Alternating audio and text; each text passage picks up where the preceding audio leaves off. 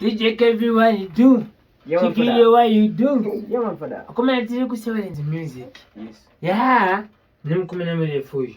Kusigiro guru. Yeah. Sakangano. Anona. Come na murime yokubika mtakunanje. Yeah, man. Inga jono addiction. Go zamba. Let's do give pepe. Pachimbo ya seguru ga. Pachimbo ya seguru tekaro pepe wevo no zio. Nyango kuri mburi kwa mburi gadzira. Hanzi nega nigoni kune senflow futi ndoga gadzira futi. Chongo futi ndo kwa senflow mukuru hapo. Ndiko kuno. Yeah. Kwa tifa. Akumane soka. Yeah, kuma kutokumalami kucheneza kumwe njoko. Yeah. Kumalungu ndizende kumashoti. Yeah. Kumana marefu. Mukomana telewe kwa uwekwa. Me. Anona. Jelly boy, yes. Kama nanzi kono ndo kushikira guru. Mangoma. Yatashika.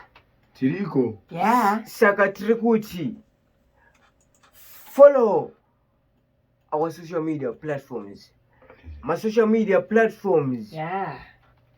Akanzi SAWILANCE music. All social media platforms is SAWILANCE. Yakanzi run SAWILANCE music. Utoro tipa TikTok waribo era. Waribo. Kupa Instagram. Iyo manje tenyera sindobo utori mai. Kupa Facebook.